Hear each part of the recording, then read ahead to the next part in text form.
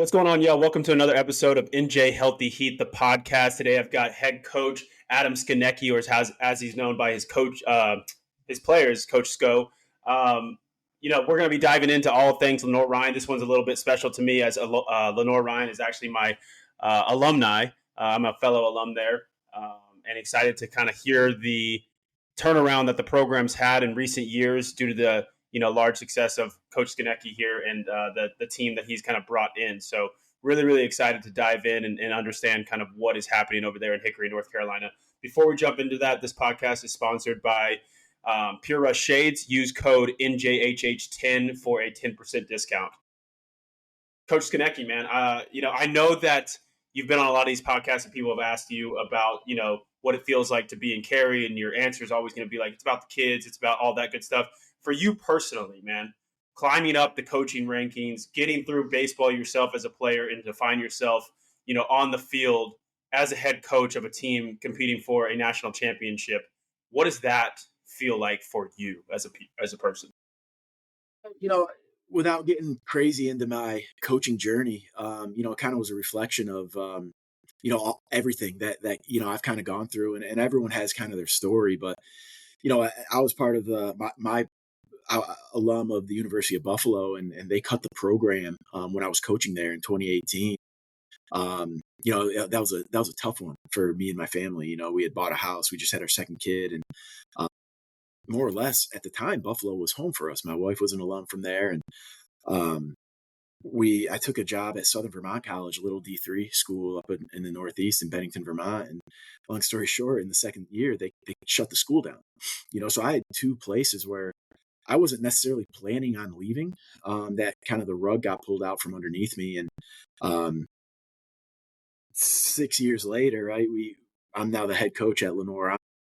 And I remember standing on the foul line, when the national anthem was playing for game one, and it just for a split second, just thinking about, wow, this was a crazy journey. And I'm a firm believer that everything does happen for a reason. And without Buffalo shutting down and without Southern Vermont closing their doors, I probably wouldn't have ended up at LR, and thankfully I'm here, and I did. Like I said, everything happens for a reason. And we've been a staple in the Hickory community for the last 7 years, and it's been absolutely outstanding. The people, the administrators, the alums, the donors, just the players, everything has been through the roof here in Hickory, and that's a big part of the reason why we have had so much success the last 6 years. Now, honest question, did you even know about Lenoir-Rhyne before you came here? Had you even heard of the program? So, it's funny, and I'm dating myself a little bit, man, but back in 2007 or 2009, maybe, I played in the Coastal Plains League for the Edenton Steamers. And I remember there were a couple Lenoir-Rhyne players, in the league, just, I'm sure because it's the proximity to the Carolinas and Hickory. So I had known of LR. Now, I didn't really dig and do a ton of research on it. But, when there was a chance of us coming down here 7 years ago, I started to look into what LR had and what Hickory was like. And it really caught the attention of myself and my family. And we've grown to fall in love with this place. I mean, Hickory as a city itself is blowing up. I think I saw it the other day on one of the best places to live in America right now. It's booming. They're building everything. That beer garden over there downtown. When I went there in 2016, it was just on the cusp of like becoming something. And then after I think they had really renovated downtown, it's really brought a lot of people there. The work that they've done to the athletic department and the building and the facilities that you guys now have really stepped up what that campus is. And I think it's making your job for sure probably a lot easier to be like, look at these great facilities that we have here. Come here, train, and oh, by the way, we're going to compete for a national championship. So your job's probably gotten a little bit easier with those two trophies behind your shoulder there. Absolutely. So you came to LR as an assistant, though. So you didn't start off as a head coach. Walk us through what that is and how the difference is between being an assistant on a team and then taking over as the head and then going to that national championship. Yeah, that's a question I've been asked a lot, obviously organically, right? You've been an assistant for so long, and you kind of take over as the head coach here. And Not a ton changed. I'm such a firm believer, um, in building an environment, and a lot of people call it culture, right? And we had to work on changing the culture here, and making it a spot where you could be um, successful in everyday life on the baseball field. Uh, when I felt like leading up to my time being a head coach, we had set the culture, the identity of the program. All I had to do was steer the ship, and I just had to make sure we didn't get off track. And we had such a great group of guys who had been in our program for 2, 3, 4, 5 years, even with those weird COVID years. They knew what was expected. They knew what they knew how to do each day, practice and lift and off the field, on the field, study hall, classwork. I mean, last year was one of the easiest coaching jobs I've ever had to do. We had almost a 3.5 team GPA. Everyone had 10 hours of community service.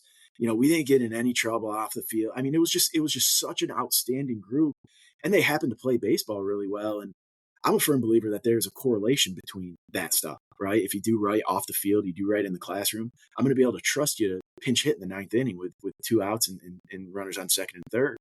If you can't take care of your stuff off the field, I don't know how long I can trust you, or how much I can trust you. And same thing goes for the pitching side of things. If I can't trust you to make a 3-0 in the classroom, are you going to really be able to get three outs in the ninth inning? Maybe you might. Maybe you might, but I do believe there's a correlation between that stuff. And to me, it was, you know, you work so hard in building relationships with your players, when you recruit them, when you get them in your program, um, that it turns into, for me at least, uh, we don't want to let each other down. I don't want to let our players down. They don't want to let me down. And we're playing for each other. I always tell our guys that I just write the lineup, man. Like I'm with you. I'm with y'all. We're on this journey together. It's not look at me. I'm the head coach. That you guys need to play good for me. No, man. We're trying to go win every game. We're trying to go win a national championship. And if we lose, it's my fault. If we win, it's their fault. And that's the identity I want our program to have, and play for one another, not just each other, player and player, but I want you guys to succeed, and you guys don't want to let me down. And I think that's been the really good relationship that we've had, between player coach, coach, player player. There's a big care factor and a big relationship factor that we really value here at Lenoir-Rhyne. And I think it portrays, and you can see it on the field. Definitely, man. It's already difficult enough to build a culture, I'm sure, with like a team that, like you mentioned, has guys that have been there 3 or 4 years. But I feel like this past year, correct me if I'm wrong, you guys had a ton of dudes coming in from all over the place, a bunch of transfers. I think I listened to an interview and you guys had 20 transfers. How do you get everybody on board in such a short period of time? The easy answer is going to be like, hey, look, they're with each other 8, 9 months out of the year. So, they get caught up to speed. But how do you kind of direct culture in that finite amount of time? Yeah. Well, to me, man, and I kind of touched on it, like culture to me is such a buzzword in sports or in leadership in general, right? Everyone wants to have this outstanding culture. Um, just because you hire Coach Skoniecki doesn't mean you automatically get this great culture, right? Culture is something achieved over a long period of time. And what can I control? I can't immediately control the culture of a program, but what I can do is create an environment each day that our players can thrive in. And with the environment, I can control, right? We bring energy, we bring juice, enthusiasm. We have fun doing it with a goal in mind of learning and getting better at baseball, and making sure we're doing things the right way. And I always tell our guys, I'm Coach Skoniecki for 3 hours a day. I'm a dad, I'm a husband, I'm a friend, I'm an uncle, I'm a lot of things, right? Um, but for those 3 hours, we don't have to worry about anything other than baseball and getting better at our craft. You don't have to Yes. worry about the flat tire you just got. You don't have to worry about, your girlfriend's mad at you. Your mom's mad because you spent too much money at dinner last night. You don't have to worry about that. It's 3 hours to get better at baseball with your brothers. And that should be your release for the day. And I tell our guys, if any time it feels like this isn't fun anymore, then go find something to do that's fun. Go play the violin, go play the piano, go take up mini golf. I don't care, but find something that you enjoy doing. we want you to love being at the field. We want you to love playing baseball. And that's part of creating an environment, right? We want it to be a place where 18 to 22-year-olds can thrive in each day. Um, for those 3 hours, you don't have to worry about the bad grade you made on the test. Now, if you close the gate behind you, you have to worry about getting your tire fixed, right? You have to worry about going to tutoring now and call your mom and your girlfriend and fix all your problems. But, out of 24 hours of the day, 3 of them at least should be stress free. We're only thinking about baseball. And I feel like if that's our mindset each day individually, everyone's working towards the common goal, which is getting better and winning, right? Then you're going to have a good group of guys. And that's just what we did. And in the recruiting process, we vet our recruits pretty good. We want to make sure that we're all on the same page. We value the same things. And we were able to find, like you said, 20 transfers that valued the things that we talk about daily, and don't get me wrong, we've passed on a lot of guys if we don't think they're in it for the right reasons, and they might be super talented. But my job as the head coach isn't to play the 9 best, most talented players. My job is to find the 9 guys that are going to win the baseball game for us, right? And yeah, we've done it before in the past where we've had guys throw 97 to 99, but he couldn't help us win a baseball game, right? So he didn't throw a ton for us. And maybe the pros will like him, but I have a win-loss record attached to my name, and we have to figure out the guys who are going to win baseball games for us and have that mentality to go out and actually get the dub, not just look good statistically or measurables or metrics and TrackMan. We want guys that know how to play baseball and want to play baseball. And so when you're talking to these guys who are coming in from different schools, you're trying to vet them out. They've got the statistics, they've got the body that you're looking for, they've got the metrics all over there. Like, what are the conversations then that you're having to have before they even get on campus to say, like, hey, you're a guy that can come into this program and actually succeed, and you're not going to be a sour apple over here and turn what I've built or what you guys have built into something that you're not proud of. How do you kind of flesh that out?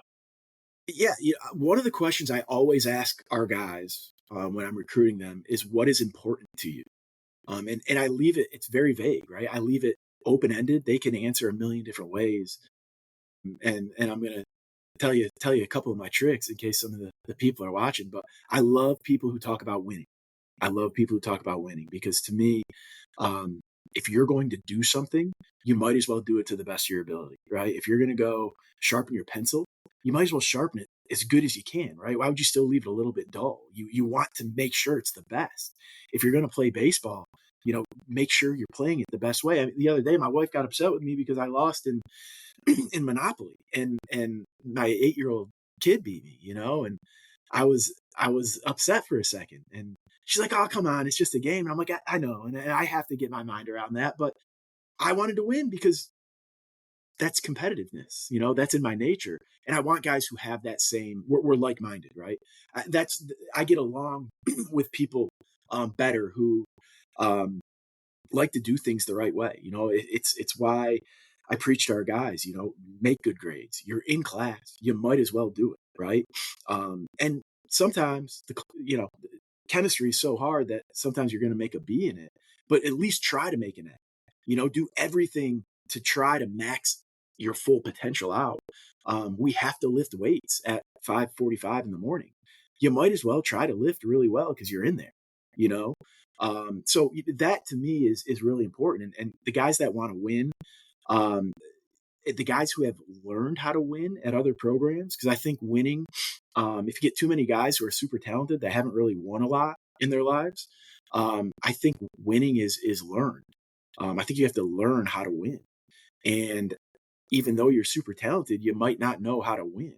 I mean, there's guys in the major leagues right now that I think are some of the most talented players ever playing baseball that haven't won at a super high level. And you wonder why, I don't know. And I'm not calling anybody out or anything, but I want guys who know how to win and want to win and will figure out a way to win. Um, I also like guys who like to learn about being in a real program. How is it run? Why do you do things? How do you do things? We again, it's the age of the transfer portal, and we don't have many guys that leave Lenoir-Rhyne, and I think partly you said it is the facilities are through the roof, and arrogantly we have an outstanding coaching staff in the office next to me, and we have great people, we have great kids, we have the people in the community really care about Lenoir-Rhyne. So I want guys who want to build relationships here in Hickory, because I want you to want to be here. And to me, when we talk about building relationships, and we're a relationship based program, we think it takes more than a year to build a relationship. To really feel out who everybody is, how you work, how you tick, how we can make you better, how we can develop you as a human, as a baseball player. We want to invest in you, but we also want you to invest in us. And, I think at the end of the day, whether you're here for 2 years, 4 years, 5 years, 6 years, the one thing I can promise you, I can't promise you playing time. I can't promise you, we're going to get you drafted in the 4th round, but I can promise you, if you give your best, have an open mindset, you work hard, we're going to max out your full potential. And that's the promise that I can make to each one of our players.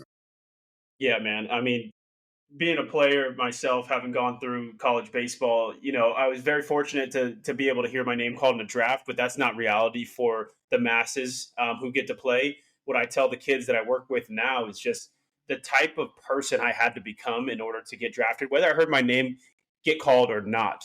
The type of person it took to get to that level, I carry with me now for the rest of my life. Now I'm able to go out into the world behind sports and be successful, run my own business, understand how everything works, open to learning, open to failing, trying all these different things. And I think that cannot be replicated outside of sports, in my opinion. I think it teaches you something about, yourself, failure, learning how to win if you're in a program that can teach that, or if you've got the opportunities through high school or whatever it may be. But yeah, I think, the message that I want to send out to kids is like, regardless of if you get to go play at the highest, Division 1, or you get yourself drafted, in order to be a baseball player in college, period, you have to become a different person than you are right now. And if you keep going in that direction, I promise you, success is going to be followed sooner or later. So that's a great message, man. And when you talk about winning, I'm curious what winning looks like behind the scenes in your own life, right? You have so much that you have to give these kids every single day. All right. Multiple months, a year, you're away, and you have to figure out how to tap into more energy that maybe you don't necessarily have. So what are you doing on a daily basis to like make sure you're showing up for, not only your team here, but your kids, your family, your wife, yourself, more importantly? How does winning look like on an everyday basis for Coach Skonieczki here? Yeah, I mean, I look at it. I'm in a, I'm grateful to be a baseball coach, because I can take my off days when I need to. I essentially can make my own schedule. Now, granted, there's a lot of times when I am gone a lot, but like today was a perfect example. My kid had bring your uh, bring your dad or mom to lunch day. Oh, let's I go. didn't have to be in the office at 11 o'clock. I could go, and I'm able to sacrifice that. That a lot of people who work your regular 9 to 5s aren't able to do. So I did it yesterday for my daughter Isla. So I'm able to get away when needed. Again, I'm able to kind of make my own schedule. But with that being said, there's a time when 4 or 5 months out of the year where it feels like sometimes my wife is a single mom, and she takes care of the kids, and God bless her, because I don't know what I would do without her. And um, you know, at the end of the day, she's the one who makes this thing tick, because there are some times when I can't get the kids off the bus, because I'm at a game, right? Or there's sometimes when I miss a dance competition of Isla's because I'm, in the super regional.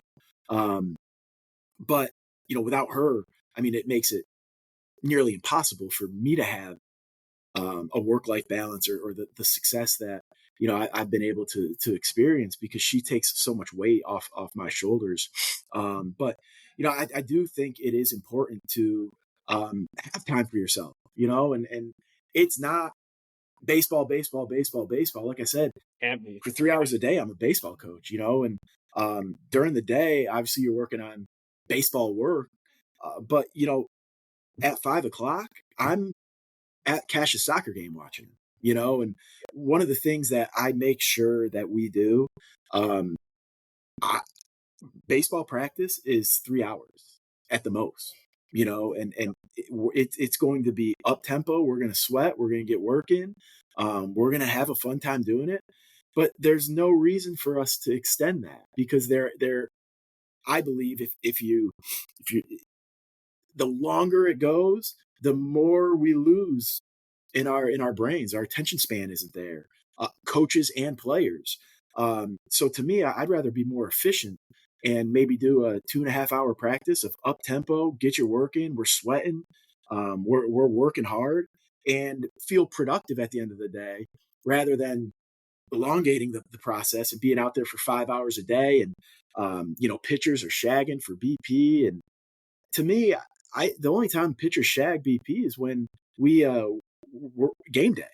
Um, if pitchers are getting really good at shagging batting practice, they're losing time on being a good pitcher, or they're losing time on doing homework. So for me, when the pitchers are done, whether it's an hour long practice or 3 hour long practice, go home, go get some food, go play some video games, go to Top Golf, like go to the driving range, do something. Because I'll do the same thing. You know, we need our releases too.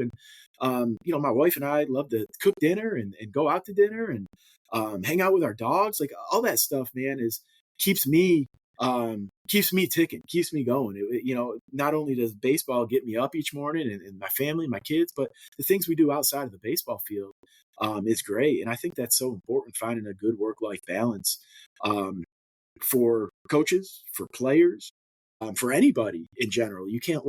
For me, I can't let baseball just consume my life. Because at the end of the day, my two most important titles are a husband and dad. Yeah. Man, I could have used you in pro ball, man, with the no shagging stuff. The amount of balls I have shagged is unprecedented. Trying to just figure out any way to stay entertained, making up games, trying to like, we had this thing called like the perfect rainbow, and it was you would try to like stand in left field on the left field line and just keep making your way around in like a perfect round, just catching balls until you got the end. That's how Right. bored we got. Behind the back Yeah. catches, whatever you Yeah. would do to pass Yeah. time. Something that I've kind of been thinking about as I'm getting older, and now I'm married and I don't have kids yet, but I'm starting to, mature more as like a man throughout, your entire life. But when I was 21, 22, 18, 19, something like that, I didn't really understand fully what, the balance between going all in on baseball and having a life outside of it. I really felt that in order to get to my goal of playing professional baseball, I had to be thinking about baseball 24/7 and had to be everything that I, did. And if I, maybe skipped a workout, then I just would really beat myself up internally because, I didn't do what I needed to do that day. And maybe I just needed a mental break that day, whatever it is.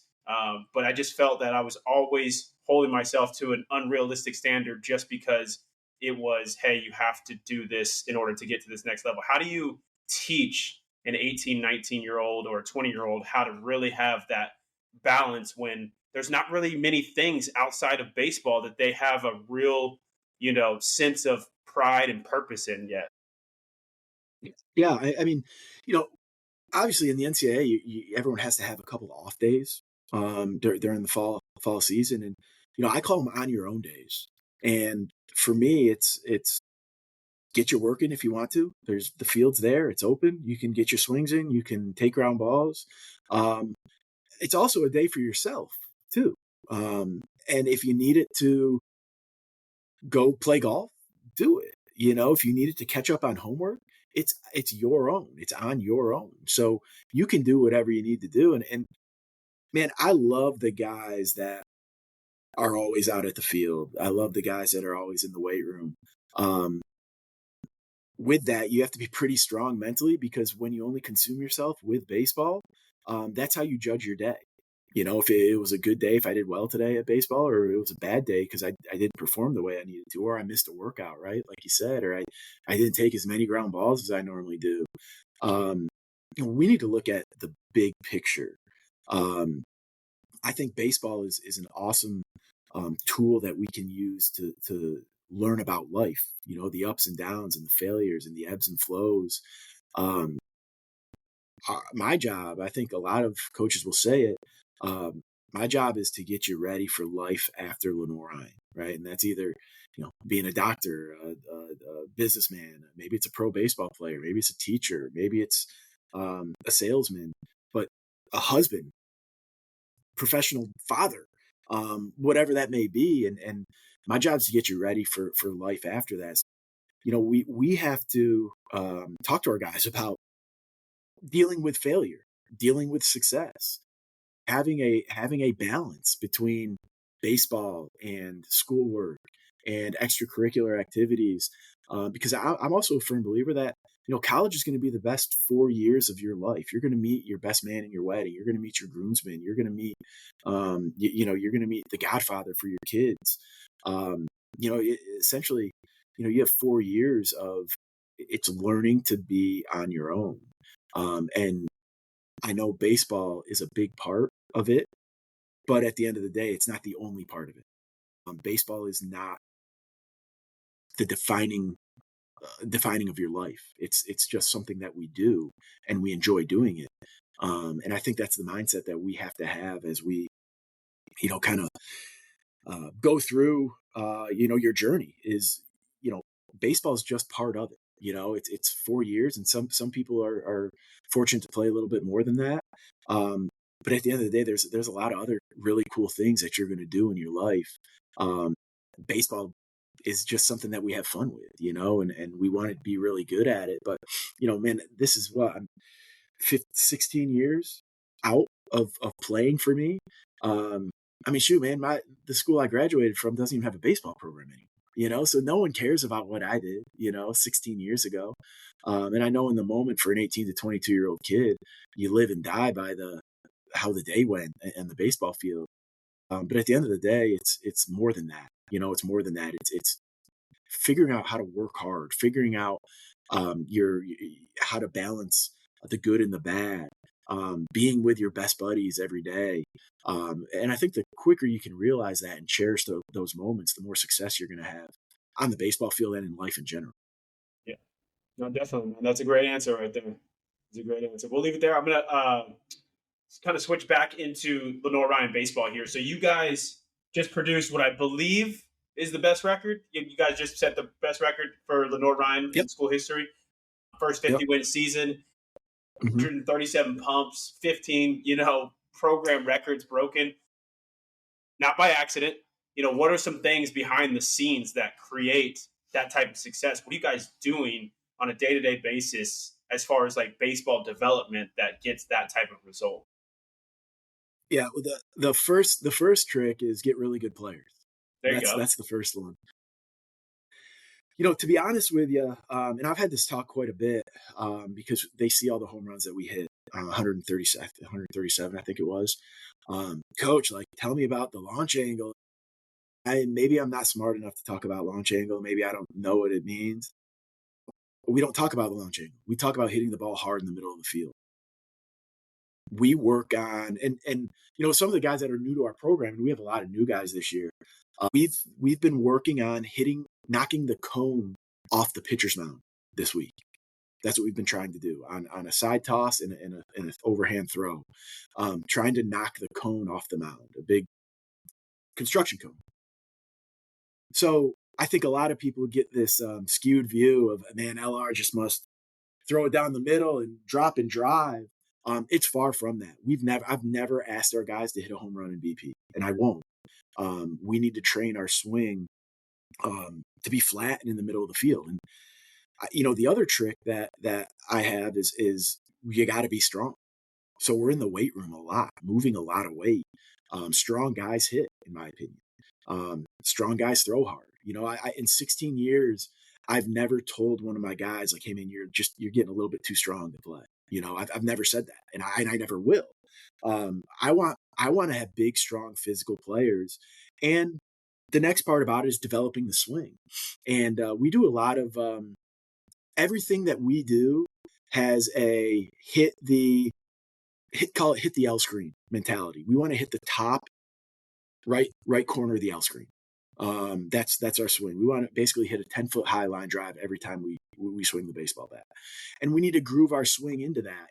And when we finally figure out our A-plus swing, then we can start hitting the ball with direction, right? Like if I'm gonna throw a fastball inside to you, well, let's hit it true because you know how your swing's supposed to look like, and then we can watch it fly. But we're in the baby steps of hitting right now in our program, because it's a new year and there's a lot of new players and we have a lot of talented players, but we need to find guys. We need to find guys that know how to hit, and that's what we're really doing right now.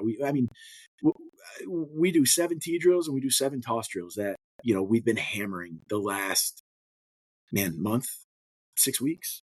And once we get those to a science or close to it, then we can start talking about how we're going to create an offense. I'm a firm believer that there's hitting coaches and there's offensive coaches. I need to do a little bit of both because we need to train our A-plus swing. So that's the hitting coach in me. But at the end of the day, you need to score more runs than the other team. We need to figure out we need to figure out how to win a 1-0 game, win a 12-10 game. The bad excuse is, coach, that pitcher was really good. Well, so was ours. So they're going to score 1, and we just got to figure out a way to score 2. Sometimes it's double safety, and then sometimes there's a guy that's throwing 82 with a bad breaking ball, and the wind's blowing out 13 miles an hour. We're going to hit 7 home runs. Winning comes in a variety of different ways. We need to be able to win in any game, right? So, again, our offense hit 137 home runs, but you wouldn't know that, Sal Caricato, McKenzie Wainwright, Cole Stanford could all lay down a bunt for a base hit because we would practice that a lot. And to me, it's just the preparedness that you have to have as a program, because if for some reason in the 9th inning in a 1-run game, and we needed a sack bunt from one of those guys, and I didn't teach him how to do it, well, that's on me, So we practice bunting. We practice how to do it correctly. We practice how to lay down a safety, a drag, a push, a suicide, because that's part of being an offense that you can't get out, right? We scored 10 runs a game nearly this year. And a lot of it was because we hit the home run. But a lot of it was because we put a lot of pressure on the defense, and we would drag for a hit, and then we'd sack them over, and then McKenzie would come up and hit a 2-run home run, and it looked like it was just the home run that got you. But how did we get there, right? So we were able to do it in a multitude of ways, and I think the way I run our hitting drills, the things we do on the hitting side of things. I don't have to be in the hitter's ear every single swing that they take, because if you're doing the drill properly, it'll naturally close up a lot of the holes in your swing. And we always do it the length of the cage so we can see ball flight. And we want to learn how to hit the baseball true, and the next part of our hitting stuff is when you figure out where the base hits are, you need to know your miss. When you don't take your A-plus swing, when you're off balance, or the pitcher gets you with a good pitch, how are you going to figure out a way to get a hit? Who are you as a baseball player? One of my things I talked to our guys about in our first meeting is hitting 300 is a prerequisite if you want to play. You have to hit 300. But what else are you going to do? Are you going to hit 300 and hit 15 doubles? Are you going to hit 300 and be the best catcher and really get the pitching staff going? Are you going to hit 300 and steal 20 bases? Are you going to hit 300 and do what else to help our team win?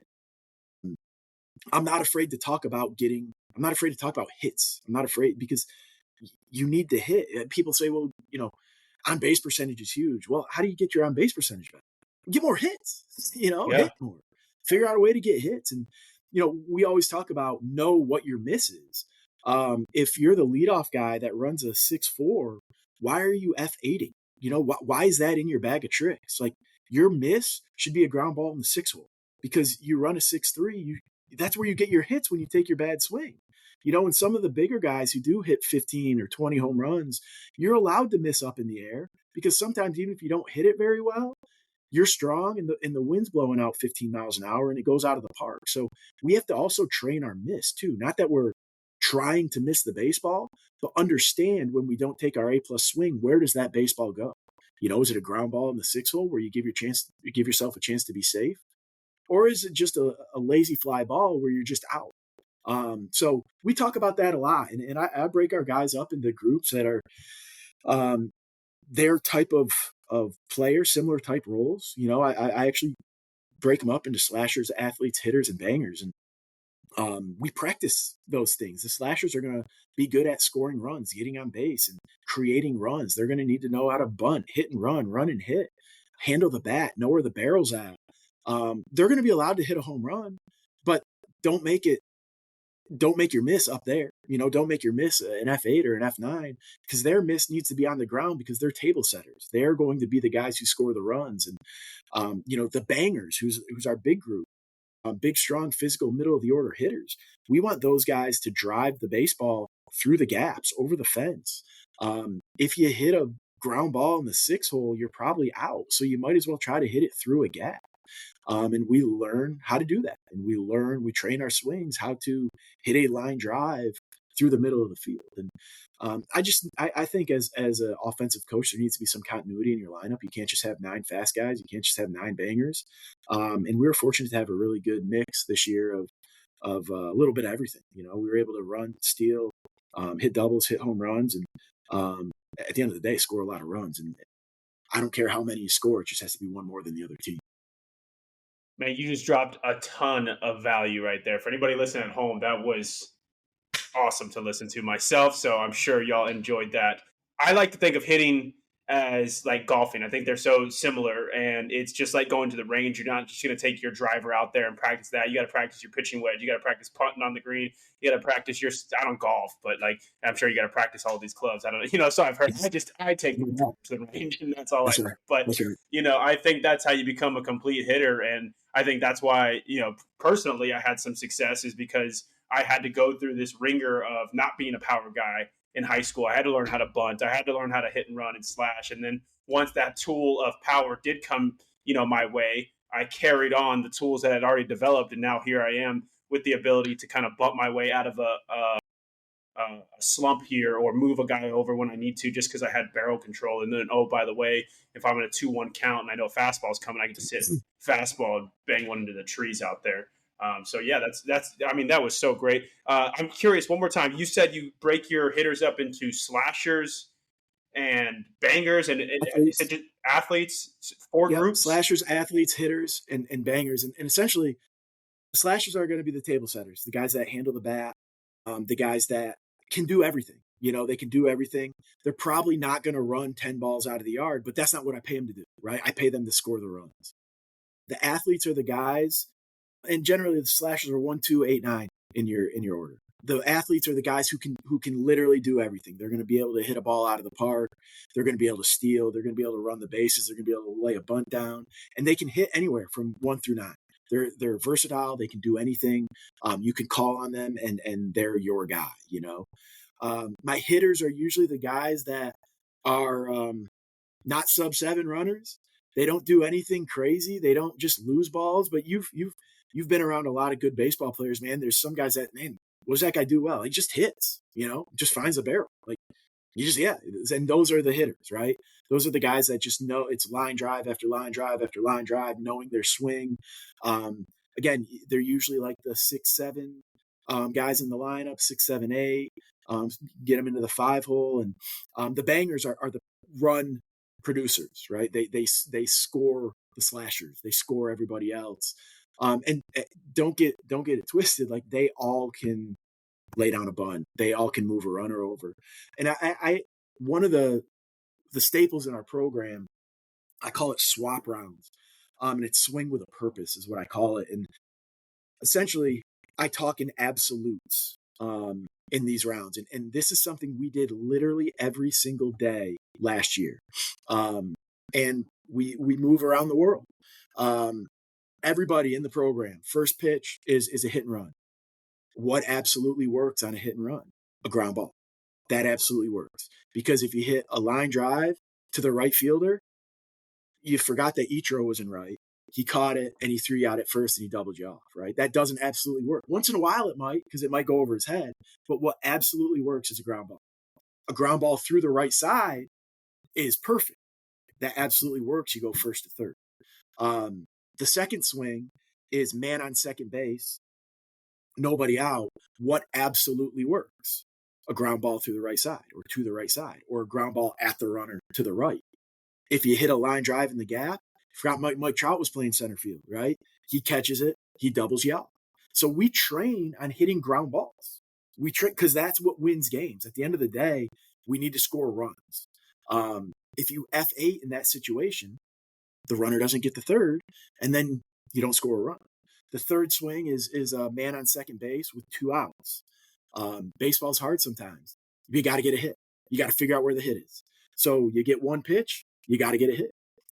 That absolutely works. A hit works. We score a run there. If you don't get a hit, they're out of the inning and we don't score a run. Yep. Now I'm going to pause you there because before you move on, you mentioned one pitch. I think that's so crucial of a piece of nugget of information that you need to expand on, where it's like, hey, you're getting only one pitch per this. If you miss it, what is the punishment? You just move on, so that you're teaching more game-like kind of rep there, or what are you saying if you don't get the absolute down?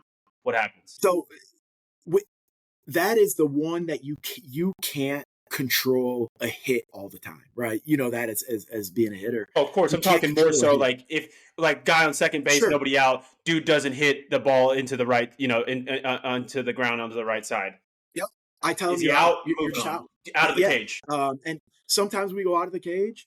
Sometimes I'll make them do it again and again and again until they do it.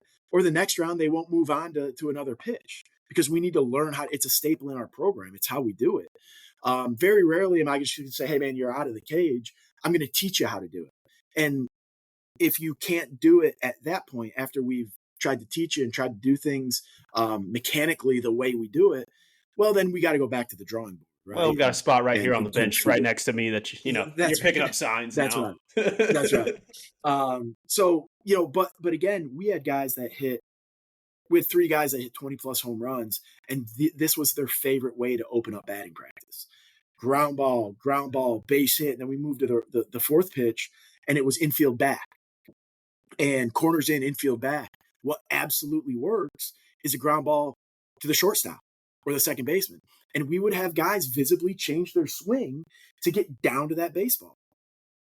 Because if you hit a fly ball, Vlad Guerrero's in right field, right? He throws us out at home, we're out. And so in order to guarantee absolutely score that run, a ground ball to the shortstop works.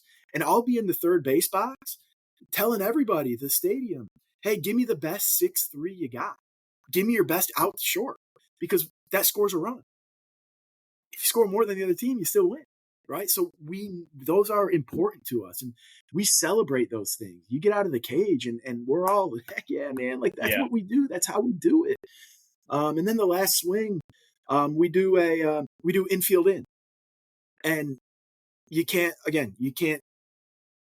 guarantee that a fly ball works, but I guarantee you what doesn't work is a ground ball. So we need to look for something up in the zone that we can hit to the outfield and give our guy a chance to score on a tag play. And then we'll end it with some kind of a bunt, right? Whether it's a safety, a suicide, a push to score, something just to incorporate the bunt game into our batting practice a little bit. Yeah, but that encouragement coming out of the tunnel or the turtle after you get done, executing a perfect round of everybody dapping you up and getting fired up, that's culture. Like, that's culture right there. There's plenty of teams that I've been on, all the way from, middle school all the way through the professional rankings. And when guys just come in, out, it's just a whatever, here to do my business, boom, boom, boom, done. And then you move on. Nobody's giving you daps. So you have no sense of like, oh, I did great, I want to do that again. It's just like, well, yeah, I did my job and on to the next guy. So no, that's awesome, man. That's a ton of great information there. Now, you mentioned a particular player a couple of times now in McKenzie Wainwright. Before here, you said he's arguably I think hands down the best player that you've ever coached. He set a D2 record, for the season, like an overall D2 record for most hits in a single season. That's a huge accomplishment. What is it about this kid that is just jumping off the pages to you as a coach across, all the other players that you've coached? Yeah, I mean, when you do this long enough, you're fortunate to have some people play at the next level. And he's an athlete, right? Yes. Yeah, he's an athlete. So you're fortunate to have some people play at the next level, play in the MLB, and aside from being ultra talented, um, the most talented hitter that I've ever coached, he is very coachable. He's a 22-year-old sponge. He'll sit down next to me and talk hitting with me. Um, Look at video. The amount of video he's looked at with our assistant coaches and myself, going over his swing, to make it as perfect as it can. Um, there's no, it's not crazy why he's done what he's done. Knowing his God given talent, his work ethic, um, the way his want to be the best hitter. Um, and he's also been outstanding um, with sharing his knowledge and helping our younger guys and through the ups and downs and the tough times and the good times and the hard times and the work and showing up each day. And he's been, essentially another coach on the field. McKenzie is one of those guys who he thrives when you just talk about hitting. He wants to learn more about it. He wants to try new things. He wants to try different things.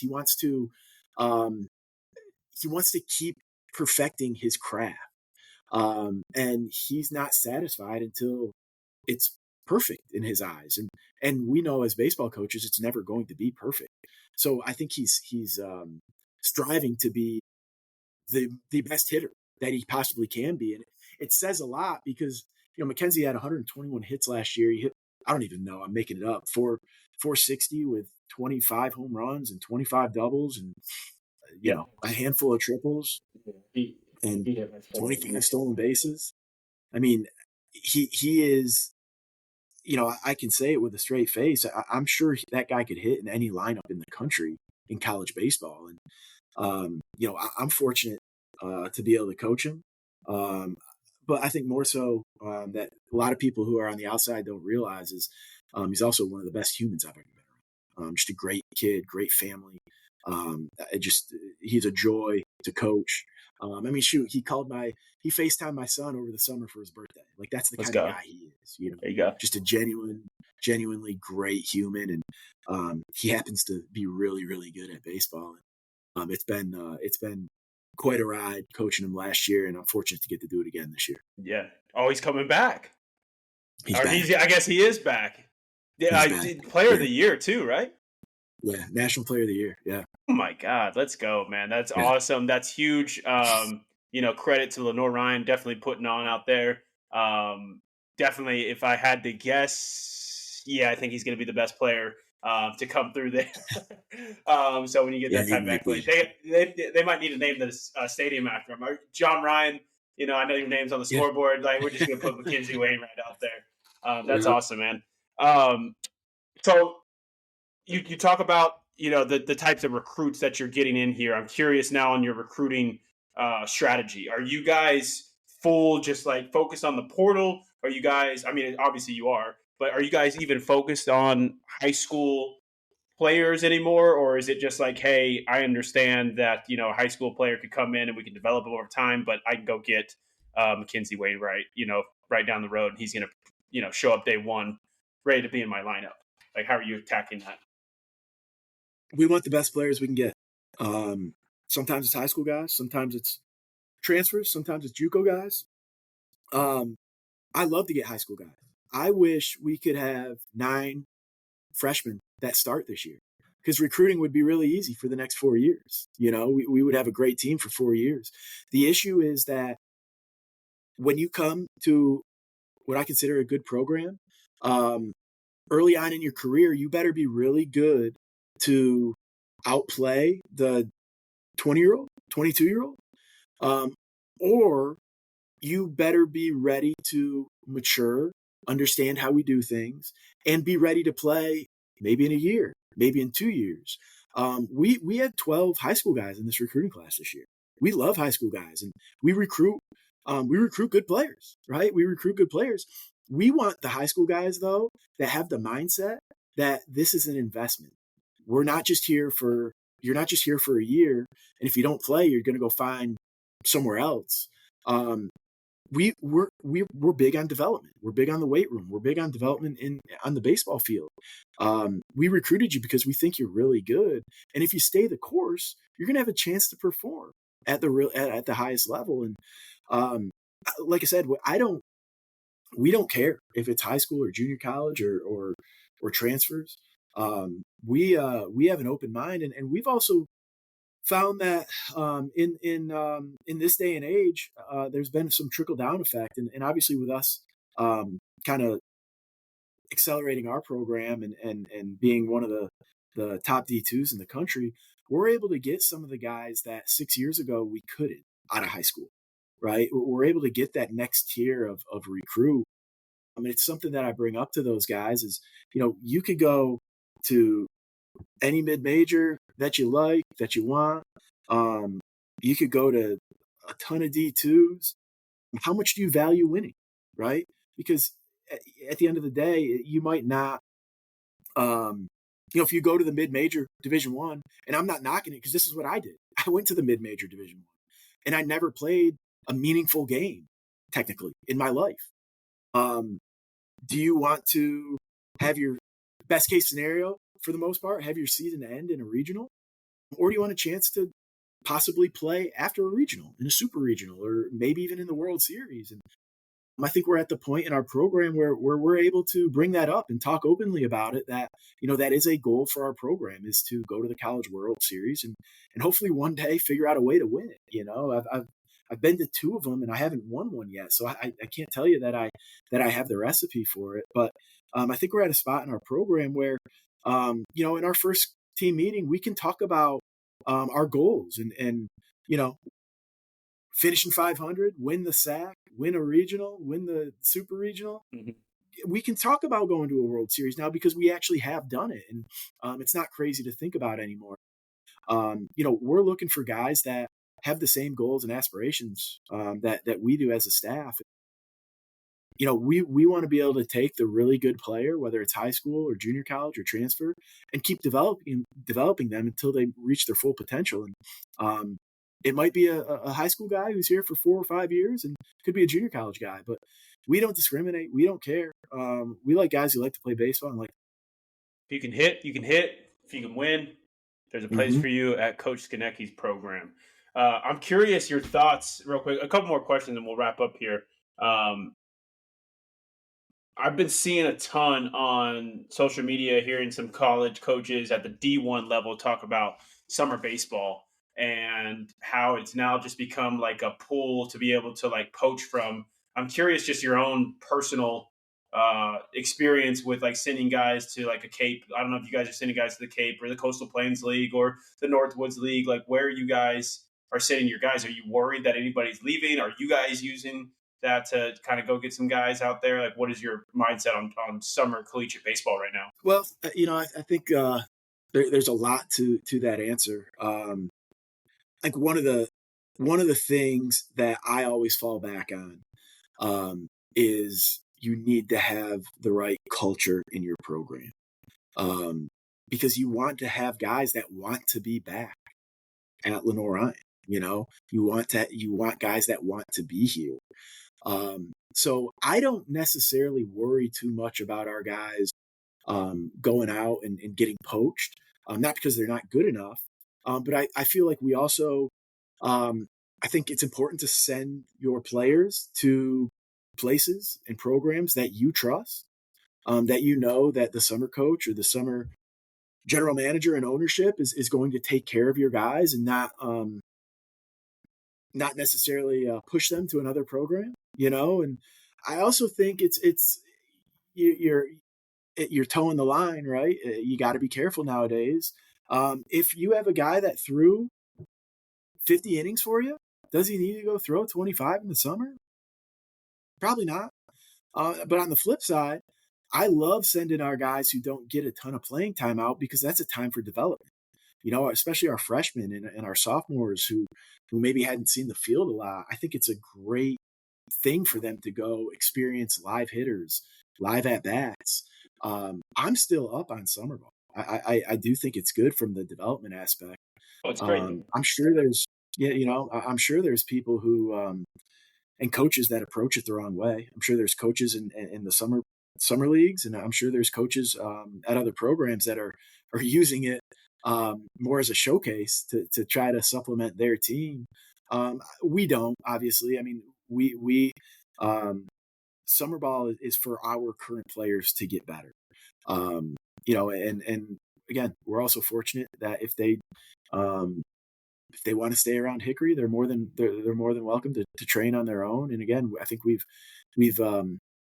got to the point where our culture is pretty tight. They know what to do when we're not around, and how to lift and use the facilities. And the main thing is, I want you to make sure that you are getting better at what you want. And if that's to be a pro baseball player, then you better get in the weight room. You better Yeah. get stick to your long toss program. And I think it's important for, like I said, our young guys to play summer ball and figure out how to get outs, not just figure out what the TrackMan says or what the metrics say. Figure out how to get outs, because I'm about to tell our guys in our first scrimmage today, if you want to pitch for us every day, or have a chance to pitch every day, I don't care what the TrackMan says. I don't care how much your breaking ball spins.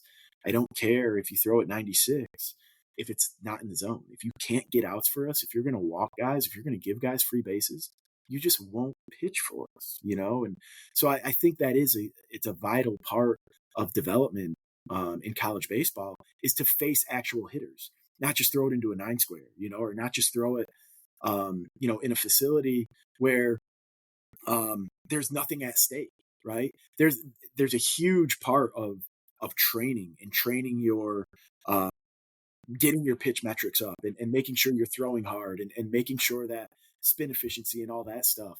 But at the end of the day, we also need to train how to get outs. And to me, that's what's going to play for Lenoir-Rhyne University. Yeah. No, that's great, man. That's great. Yeah, you got to get outs. Plain and simple. Score more than the other team Yeah, and get outs that's right. quickly. That's it. About summer ball, I think I'm just going to move on if it comes back to me. But yeah, that was so. This has been a great conversation, man. I want to hit you with some closing thoughts here. What is it that you look for in the player in high school? Maybe that you're recruiting out there. Like, what does a high school player need to do right now to kind of stand out and maybe get on a school like Lenoir-Rhyne's radar, or just another school of your caliber? Sure. For me, from a pitcher side of things, I love guys that work with tempo and can throw multiple pitches in the zone. There's nothing worse as a fielder when the guy catches the ball, walks around the mound, fixes his brim, takes 10 seconds to get the sign, deep breath, and go. I want a guy that's just going to get the ball, get on the mound, and go with some moxie, some tempo, um, feel like he's commanding the game. Um, if you're in the zone with fine stuff, we'll develop you into more velo, get a better breaking ball.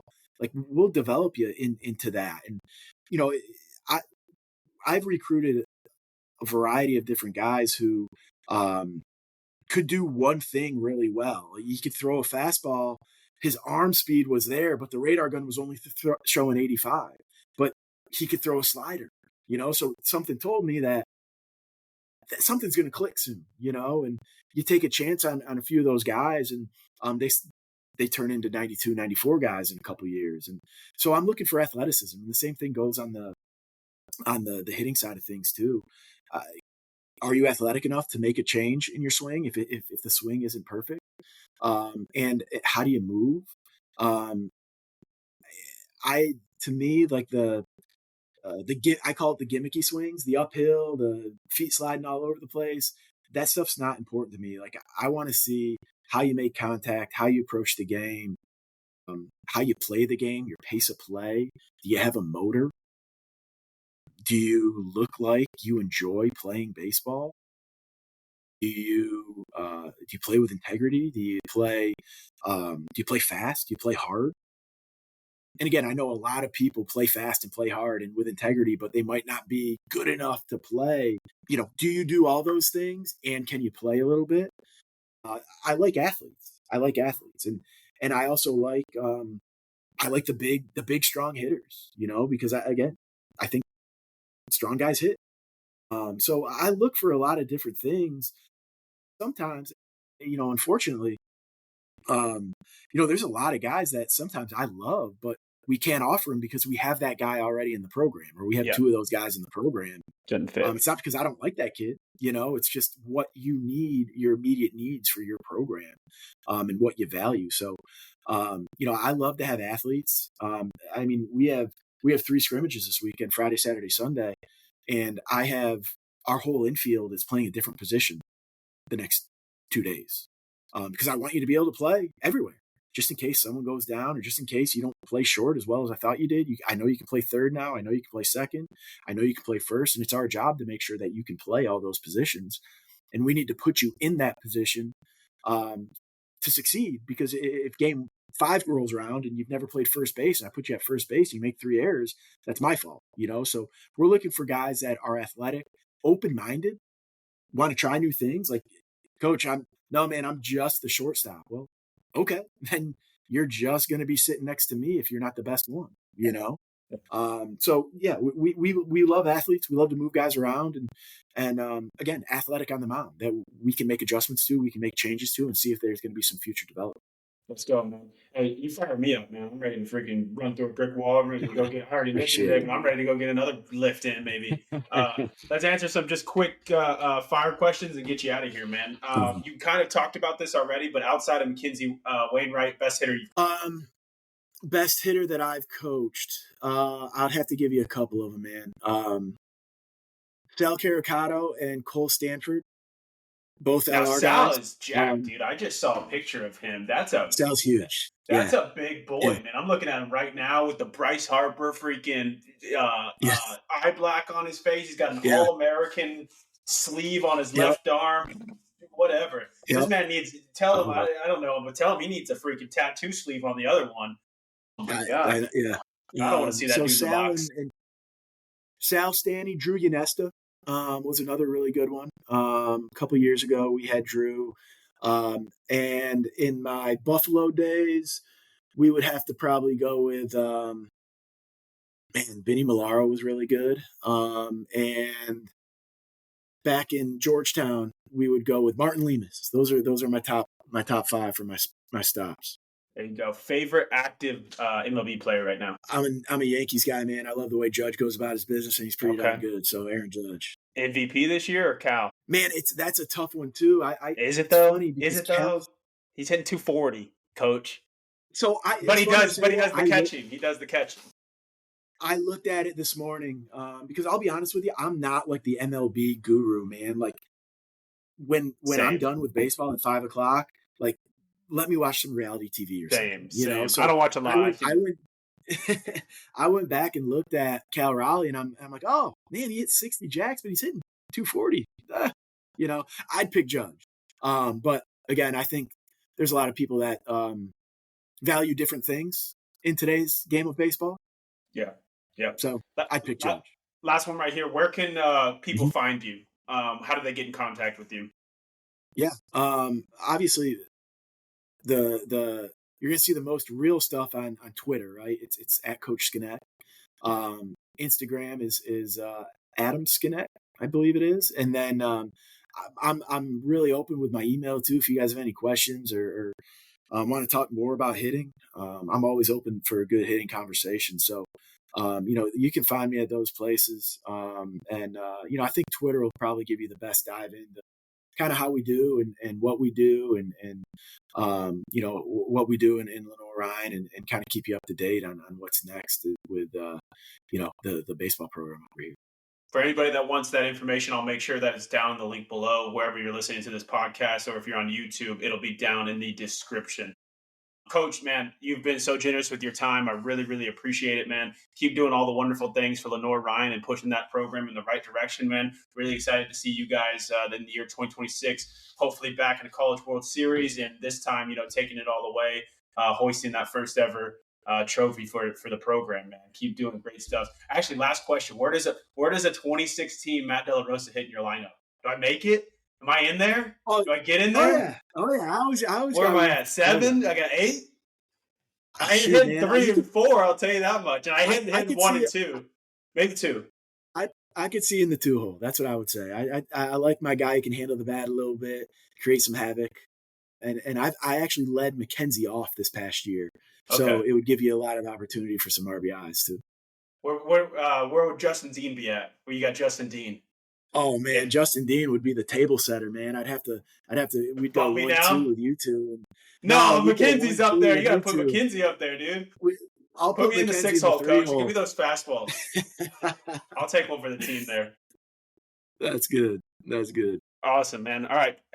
Thank you again. And everybody, I hope you all have a great rest of the day. Make it a great day or not. The choice is yours. Thank you. Trying to end this. Press an end. Might have to leave here. I'll just give you a call after this. All right, great.